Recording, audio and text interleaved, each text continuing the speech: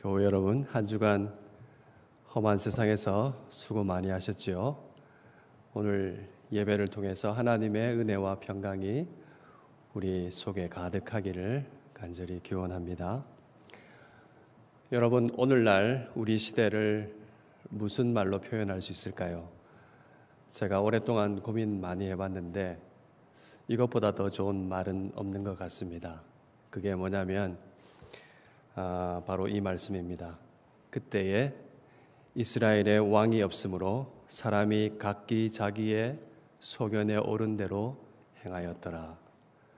여러분도 잘 아시는 말씀이죠. 이 말씀은 구약성경 사사기 그 성경의 맨 마지막 구절인 동시에 사사기의 결론이라고 할 수 있습니다. 사사시대가 왜 그토록 타락했고 또 영적 암흑기였고 혼돈의 시대였던가 하는 것을 말씀하고 있는 그 말씀입니다. 그런데 가만히 생각해 보면 뭔가 좀 이상한 게 있죠. 사사시대라는 것은 왕정시대 이전이잖아요. 왕이 분명 세워지기 이전인데 어떻게 왕이 있을 수 있을까요? 왕이 없는 것이 당연한데 왜 사사기는 그 결론을 그때에 왕이 없었으므로 라고 말을 하고 있을까요? 도대체 무슨 왕이 없었다는 말씀일까요? 대답은 이것이죠. 그들 백성들의 마음에 하나님 왕이 없었다는 말입니다. 마음에 하나님 왕이 없으니 어떻게 되겠습니까? 따르고 순종해야 할 말씀이 사라져 버리죠. 나를 얽매는 것 같은 족쇄를 채우는 것 같은 그 말씀들 순종해야 될 것들이 사라지니까 얼마나 좋았을까요? 자기 소견에 오른 대로 행할 대로가 활짝 열린 것이죠. 그들은 그것이 자유인 줄 알았고 그렇게 살면 아주 행복하고 더 잘 살 줄 알았습니다. 그러나 실상은 어땠습니까? 우리가 사사기 성경 통해서 알고 있잖아요. 그 수백 년의 세월이 아주 고된 시간이었습니다. 그 좋아 보였던 모든 것들이 그들의 옆구리를 찔렀고 그들에게 가시가 되었고 그들의 목을 매는 올무가 되었습니다. 여러분, 올무라는 사냥 도구를 아시죠? 한번 걸려들면 움직이면 움직일수록 조여드는 것이 바로 올무인 것입니다. 이것이 바로 사사기 계속되는 역사의 반복이었습니다. 오늘 우리 시대가 바로 이와 같은 사사시대와 같은 시대라고 한다면 심한 표현일까요? 저는 그렇지 않다고 생각합니다. 왜 그렇습니까? 마음에 하나님 왕이 없는 사람들, 그래서 각기 소견에 오른 대로 사는 것, 그것이 이 시대의 가장 큰 특징이라고 할 수 있기 때문이죠. 오늘날에는 정말로 그렇습니다. 자기 뜻, 자기 생각, 자기 욕망이 최고의 자리에 앉아 있습니다. 심지어 하나님을 섬긴다고 하는 사람들 가운데서도 예사로 이런 모습이 나타나기 때문에 더할 나위가 두말할 나위가 없습니다. 말은 하나님을 섬긴다고 하지만은 시대의 감각을 쫓아서 행하는 사람이 참 많습니다. 하나님의 말씀을 손해를 보더라도 따르고 그래서 그리스도를 닮아가는 것이 아니라 거대한 이 자본주의 세상 시장 속에서 살아남느라고 혹은 그 속에서 더 많은 경쟁력을 확보하느라고 자기 소견에 오른 대로 사는 교회가 있습니다. 여러분, 안타깝게도 한국 교회가 쇠락의 길로 가고 있습니다. 이런 현실 속에서 또 개인적인 어려움을 여러 가지 만나면서 우리 교인들마저도 냉소와 회의와 낙담 속에 갇혀 있는 것 같습니다. 여러분은 어떻습니까? 여러분, 회복의 길은 어디에 있을까요? 회복의 길은 언제나 하나님께 있습니다. 그런데 그 회복의 길은 하늘에서 뚝 떨어지는 것이 아니라 땅에서 열립니다. 어떻게 열릴까요? 하나님을 믿고 하나님을 얼굴을 구하는 믿음의 사람으로부터 열립니다. 이것이 바로 하나님께서 회복을 주시는 하나님의 방법이시지요. 오늘 말씀이 바로 이에 관한 말씀이라고 할 수 있습니다. 사무엘 상의 시대적 배경이 바로 이 사사시대의 말기입니다. 그 어두운 시대에 하나님께서 어떻게 회복의 길을 여시고 구속사를 진전시키셨습니까? 칠흑같이 어두운 그 시대에 별과 같이 빛나는 두 여인을 통해서 여셨습니다. 그 두 사람이 바로 우리가 몇 개월 전에 살펴보았던 이방 여인, 그렇죠, 룻의 주인공 룻입니다. 그리고 다른 한 사람이 바로 오늘 본문에 나오는 한나입니다. 룻은 모압 사람이었지만은 이방인이었지만은 하나님을 믿었습니다. 남편도 죽고 자식도 죽고 그 수천 년 전에 아무도 남겨지지 않은 아무것도 없는 텅텅 비어버린 시어머니 나오미, 그를 따라서 베들레헴으로 따라갔죠. 룻을 통해서 하나님의 뜻이 어떻게 이루어져 갔습니까? 우리가 잘 알잖아요. 가나안 중에 이삭을 주우면서 그 가난 속에서 시어머니를 잘 복양하기 위해서 최선을 다하는 일상적인 삶을 통해서 이루어졌습니다. 그 가운데 밭에서 이내의 사람 보아스를 만나게 되었고 결혼하게 되었고 룻은 바로 다윗의 증조 할머니가 되었습니다. 신실했던 룻은 자신도 모르는 사이에 다윗의 후손이신 그리스도가 오게 하시는 길을 열었던 것입니다. 여러분, 또 한 사람 한나는 어떻습니까? 한나는 룻의 증손자 다윗에게 기름을 부어서 왕으로 세울 사무엘을 낳았습니다. 하나님의 섭리가 참으로 오묘하지요. 하나님께서 천한 이방 여인의 룻을 통해서 다윗을 예비하셨고, 그렇게 예비된 다윗을 한나가 낳은 아들 사무엘이 기름 부을 것입니다. 여러분, 회복의 문은 가난한 이방 여인의 이삭 죽는 들판에서 열렸습니다. 눈물로 기도하는 자리에서 열린 것입니다. 깊은 절망 속에서, 가난 속에서 기도하던 두 여인에게서 열리기 시작했습니다. 여러분, 이 오늘 한나의 이야기를 우리가 함께 따라가 보면서 참으로 회복이 어떻게 열릴 것인지, 또한 우리가 어떻게 이 험한 세상에서 살아가야 할지를 함께 생각해 보기를 원합니다. 에브라임 산지 라마다임 소빔에 엘가나라 하는 레위인이 살았습니다. 이 족보가 나오는데요. 역대상에 보면은 사무엘 족보가 나오는데 레위인입니다. 그에게는 한나와 브닌나 두 아내가 있었습니다. 레위인에게 두 아내가 있었다고 하니까 좀 의아해하지요. 조금 이상합니다. 여기서 우리가 이 시대가 지금으로부터 약 3,000년 전이라는 것을 기억할 필요가 있지요. 당시 고대 근동사회에서 자식이 없고 무자하다는 것은 아주 치명적인 위험이었습니다. 그래서 후손을 보존하고 가문을 이어가기 위해서 아주 중요했기 때문에 후처를 두는 일이 보편적인 일이었습니다. 엘가나는 3절을 보니까 매년 빠뜨리지 않고 성소가 있는 실로로 올라가서 여호와 하나님께 제물을 드리며 예배하기를 잊지 않았던 아주 경건한 사람이었습니다. 그런데요, 말씀 보면 이 그렇게 경건한 집안에도 문제는 항상 있습니다. 어떤 문제인가요? 브린나에게는 자식이 있었지만은 한나에게는 무자했던 것입니다. 자식이 없는 한나의 고통은 오늘날 우리가 생각하는 그 고통과 다르지요. 자식을 낳지 못하는 여인은 마치 하나님께 버림받은 것이 아니냐 하는 낙인이 찍혔기 때문입니다. 한나는 자식이 없는 것만으로도 참 고통스러웠을 겁니다. 그런데 매년 예배를 드리는 그 날이면 그 고통은 더욱 심해졌습니다.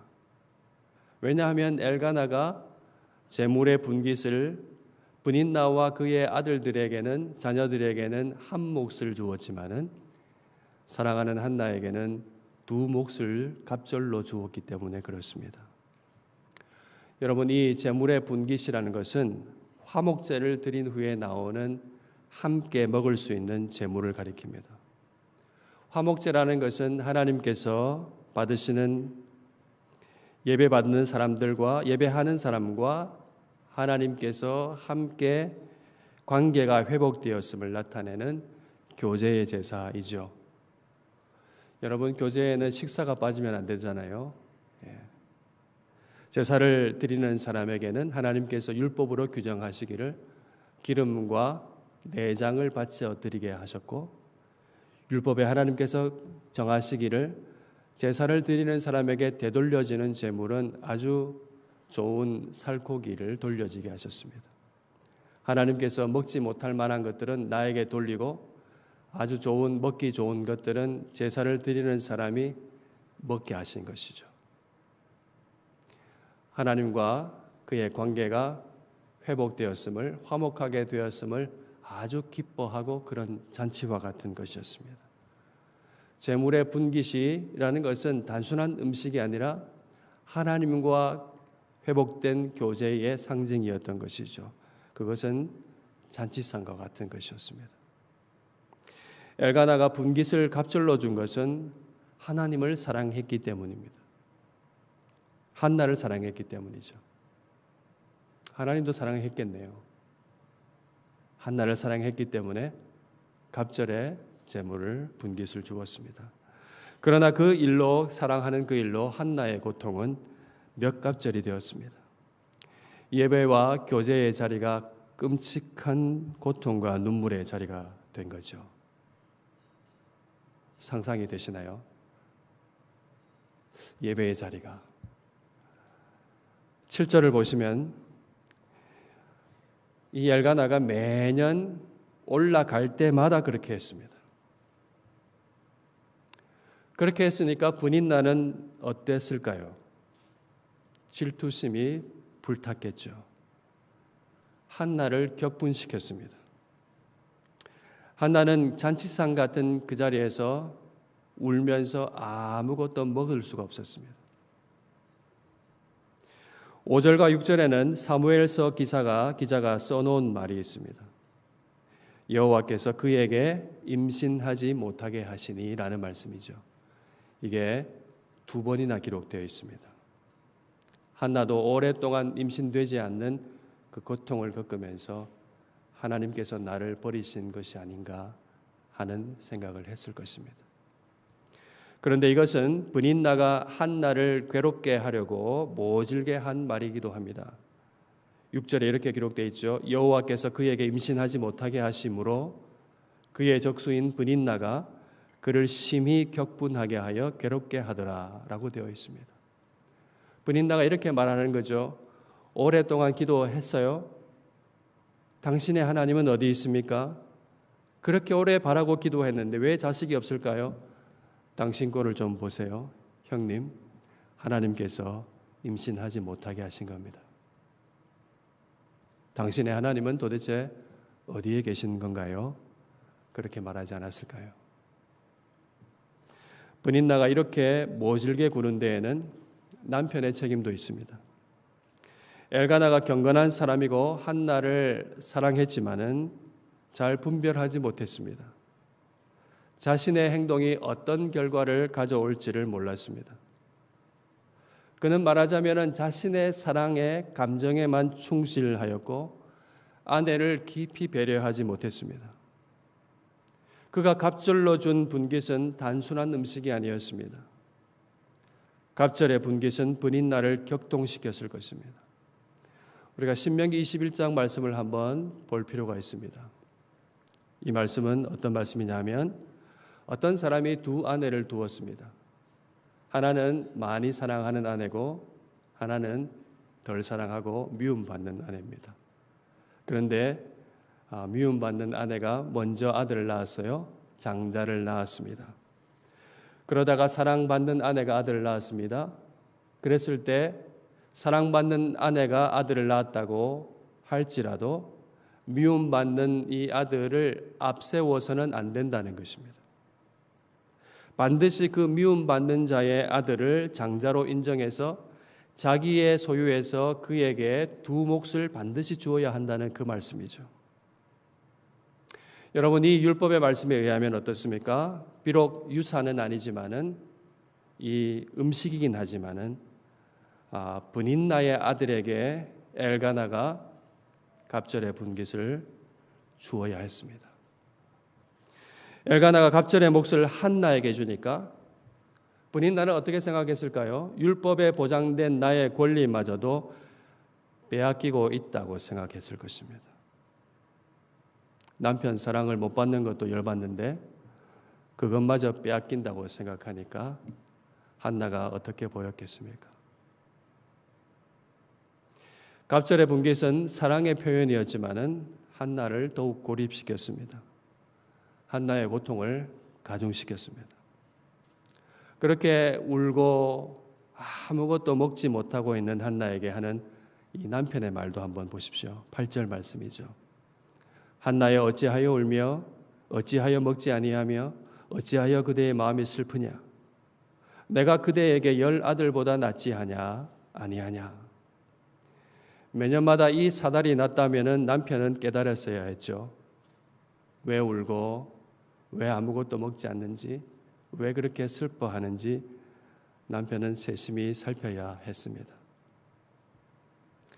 엘가나가 위로라고 하는 이 말도 한번 들어보십시오. 내가 그대에게 10 아들보다 낫지 아니하냐.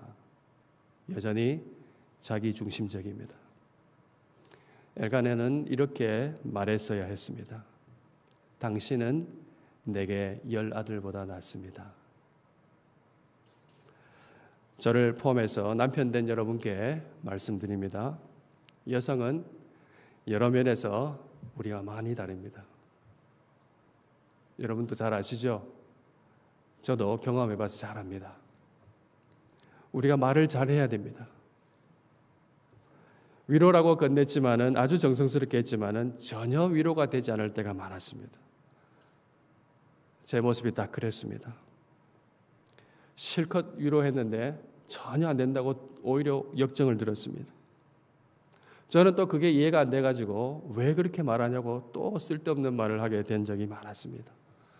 여러분 답답하죠? 그러나 그 다름을 이해하려는 것, 그것이 바로 사랑의 시작인 줄로 믿습니다. 우리가 위로도 자기중심적으로 하기 쉽습니다. 엘가나를 통해서 우리가 배울 필요가 있겠죠. 내가 그대에게 10 아들보다 낫지 아니하냐 그렇게 말하기보다 그대는 나에게 10 아들보다 낫습니다 라고 말할 수 있는 그런 지혜를 가질 수 있기를 축복합니다. 여기에 남편된 우리를 향한 말씀이 있습니다. 베드로전서 3장 7절 말씀입니다. 남편 여러분 한번 크게 읽겠습니다. 시작. 남편들아 이와 같이 지식을 따라 너희 아내와 동거하고 그를 더 연약한 그릇이요 또 생명의 은혜를 함께 이어받을 자로 알아 귀히 여기라. 이는 너희 기도가 막히지 아니하게 하려 함이라. 뭐라고 말씀합니까? 하나님을 공경하는, 그래서 아는 지식을 따라서 아내를 연약한 그릇으로 알라는 말씀이죠. 은혜를 함께 이어받을 자로 알아서 귀히 여기라는 말씀입니다. 그리하면 우리의 기도가 막히지 않습니다. 여러분, 아내와 화합하지 못하고 불화하면은 우리의 기도가 막히는 것입니다. 그러면 가정이 바로 세워질 수가 없습니다. 여러분, 한나의 고통이 느껴지시는지요? 한나는 누구에게도 이해받지 못한 괴로움 속에 있습니다. 심지어 하나님마저도 자신을 외면하시는 것 같습니다. 그러나 한나는 좌절하면서 주저앉아 있지 않습니다. 9절 말씀을 보십시오. 그들이 다 실로에서 먹고 마실 때까지 기다린 것입니다. 끝까지 가족과 함께 있었다가 드디어 한나가 일어납니다. 성소로 나아갑니다. 근데 이 말씀 보면은 그때의 제사장 엘리는 여호와의 전 문설주 곁에 의자에 앉아 있었다고 합니다. 이게 성경 기자가 알아차리라고 묘하게 대조시킨 장면이에요. 고통 속에 슬퍼하는 여인은 앉아 있지 않고 벌떡 일어나서 성전에 나아갔더니 제사장 엘리는 의자에 편안하게 앉아 있었다는 얘기입니다. 이것은 사사시대의 영적 무기력을 암시하는 것입니다. 사사시대는 캄캄한 밤과 같습니다. 막다른 골목길 같습니다. 어디에도 빛도 없고 길도 없는 것 같습니다. 한나가 겪고 있는 이 고통은 그 시대의 고통과 닮았습니다. 하나님도 외면하시는 것 같은 어둠 속에서, 아무도 위로할 수 없는 슬픔 속에서 이제 어떻게 해야 할까요? 한나는 일어섰습니다. 만약 하나님께서 나의 태를 닫으셨다면 여실 분은 오직 하나님이라는 믿음으로 마음으로 성소로 나아갔습니다. 들판에서 이삭을 많이 죽게 되기를 간절히 기도했던 룻처럼 절박한 심정으로 기도의 자리로 나아갔습니다. 여러분, 혹시 빛이 없고 사방으로 닫힌 것 같고 어떤 위로도 들리지 않고 심지어 하나님마저도 나를 외면하신 것 같은 분, 그런 분 계십니까? 여러분, 그때가 참으로 기도할 때임을 기억할 수 있기를 바랍니다. 한나처럼 일어서십시오. 마음을 쏟아부으며 하나님께 기도하십시오. 이제 한나가 성소에서 간절히 기도합니다. 13절에 기도하는 모습이 나오지요. 괴로워도 말이 나오지 않을 정도입니다. 그래서 입술만 움직일 뿐이라고 말하고 있습니다. 소리 없이 통곡하는 것입니다. 그 기도의 내용이 11절 소원 기도입니다. 우리 함께 읽어보겠습니다. 만군의 여호와여, 만일 주의 여종의 고통을 돌보시고 나를 기억하사 주의 여종을 잊지 아니하시고 주의 여종에게 아들을 주시면 내가 그의 평생의 글을 여호와께 드리고 삭도를 그의 머리에 대지 아니하겠나이다. 여러분, 한나가 어떻게 기도합니까? 하나님의 주권을 고백합니다. 태를 닫으신 분이 하나님이시라면 오직 열게 하실 분은 하나님이심을 고백하죠. 구원의 하나님을 믿고 바라며 기도하고 있습니다. 옛날 애굽 땅에서 신음했던 조상들을 잊지 않고 돌보시고 기억하셔서 종되었던 땅에서 그들을 빼내신 하나님을 바라보면서 그 하나님을 생각하면서 그에게도 아들을 주시기를, 그의 태를 열어서 사랑하는 아들을 주시기를, 자신을 그 고통에서 건져 주시기를 하나님께 간구한 것입니다. 그뿐만이 아니라 자신의 고통을 시대의 어둠과 연결합니다. 삭도를 그 머리에 대지 않겠다. 아들을 하나님께 나신 인으로 바치겠다고 말씀합니다. 하나님 앞에서 구별된 아들로 드릴 테이오니 하나님 사용하여 주시옵소서, 그렇게 기도하고 있는 것입니다. 이렇게 한나가 오랫동안 기도할 동안에 제사장은 뭘 했을까요? 엘리 제사장은 한나의 입을 주목하여 보고 있었습니다. 엘리는 소리 없이 막 입만 움직이는 그 모습을 보면서 한나가 분명 술에 취했다고 생각했습니다. 한나는 포도주를 몸속에 넣은 것이 아니고 쏟아부은 것이 아니고 자기의 마음을 하나님께 쏟아붓고 있었습니다. 절박한 기도를 이렇게 술주정 밖으로 보지 못하는 제사장의 모습, 참 분별력이 없는 모습이죠. 그 시대의 어둠이 느껴집니다. 엘리가 그래서 말하죠. 그래서 네가 언제까지 이렇게 취해 있겠느냐? 포도주를 끊으라고 말합니다. 아주 단정적입니다. 이에 한나가 대답하죠. 15절, 16절 이 말씀은 우리 자매들만 한 목소리로 읽어보겠습니다. 시작.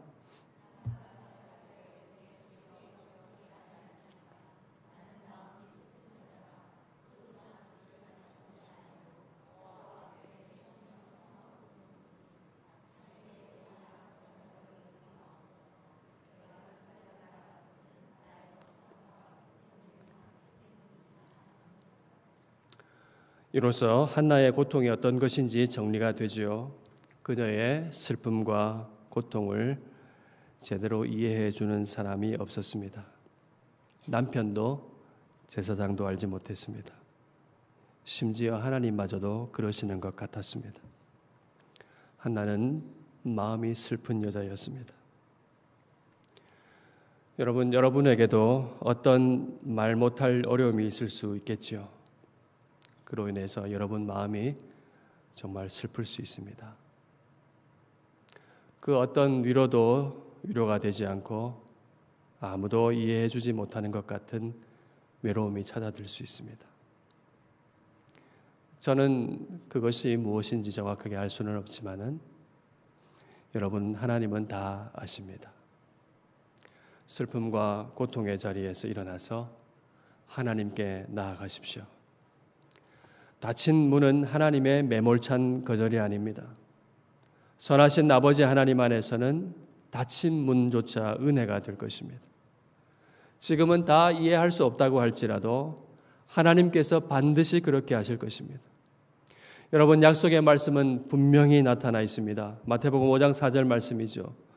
애통하는 자는 복이 있나니 그들이 위로를 받을 것이며 주님 안에서 애통하는 자는 슬픔을 거두고 참된 위로를 받게 될 것입니다. 한나가 이렇게 대답을 하자 엘리가 의례적인 말을 합니다. 17절 말씀이죠. 평안히 가라. 이스라엘의 하나님이 내가 기도하여 구한 것을 허락하시기를 원하노라. 이 분별력 없는 엘리의 입을 통해서도 한나는 하나님의 응답을 들었습니다. 18절을 보십시오. 한나는 그 길로 가서 먹고 얼굴에 근심빛을 그치게 되었습니다. 다시는 근심하는 빛이 얼굴에 나타나지 않았습니다. 애통하며 기도했던 한나는 짧은 말 한마디에 위로를 받았습니다. 하나님의 평강이 그녀의 얼굴을 바꾸신 것입니다. 여러분 오늘 여기에 결론적인 질문이 있습니다. 여러분이 하나님께 가져가지 않고 혼자 앓고 있는 고통은 무엇입니까? 여러분은 그 고통이 하나님의 크신 뜻을 이루기 위한 섭리임을 믿을 수 있습니까? 한나는 자신의 삶에 주어진 고난에 믿음으로 반응하였습니다. 절망 가운데 앉아있기를 거부하고 하나님을 향하여 일어섰습니다. 한나의 믿음은 자신의 미래를 바꾸었을 뿐만 아니라 자기도 모르는 사이에 새 역사를 열었습니다. 어머니의 기도로 사무엘이 태어났고 그는 왕정시대를 여는 선지자가 되었습니다. 다윗에게 기름을 부어 왕으로 삼고 하나님의 말씀을 회복하는 사람이 되었습니다. 여러분 한나는 그의 다친 태로, 그의 고통으로 그리고 그의 기도로 새 시대를 열었습니다. 다윗의 후손으로 오신 예수 그리스도는 우리의 즐거움과 슬픔을 지시고 십자가에서 기쁨으로 바꾸셨습니다. 하나님께서 한 여인의 눈물과 기도와 그 기도를 사용하셨듯이 아들 그리스도께서 흘리신 눈물과 십자가에 흘리신 피로 말미암아 우리를 온전하게 회복시키셨습니다. 부활하신 그리스도는 우리의 영원한 분기십니다. 여러분 고통 속에서도 이 영원한 소망을 생각하시며 하나님 앞에 나아갈 수 있기를 바랍니다. 사랑하는 여러분, 슬픔과 고통이 있다면 하나님께 가져가십시오. 고통의 자리를 기도의 자리로 바꾸십시오. 다친 것은 끝이 아니라 새로운 시작이 될 수 있습니다. 이 시대 하나님의 왕이 그 마음에 없고 정말로 각기 자기 소견에 옳은 대로 행하는 이 어둠의 시대에도 여러분 희망은 있습니다. 희망은 우리에게 있습니다. 우리가 우리 자신을 어떻게 평가하는지 모르지만은 하나님은 그렇게 보시지 않습니다. 그리스도 안에서 하나님을 아버지라고 친밀히 부르며 기도하는 우리를 통하여 하나님께서 새 시대의 새 역사를, 희망의 길을 우리를 통하여 여실 것입니다. 우리가 주님을 왕으로 모시고 무릎 꿇는 그 자리에서 회복의 길이 우리도 모르는 사이에 열릴 것입니다. 하나님은 사망의 강물을 여시고 광야의 길을 내시는 분이십니다. 아무리 불가능해 보여도 여러분의 자리에서 고통 중에도 낙심치 아니하고 애통하며 기도하는 그 자리가 회복의 길이 열리는 자리가 될 줄로 믿습니다. 저와 여러분 모두가 이 기도의 거룩한 삶을 함께 살아갈 수 있기를 주님의 이름으로 축원합니다. 아멘.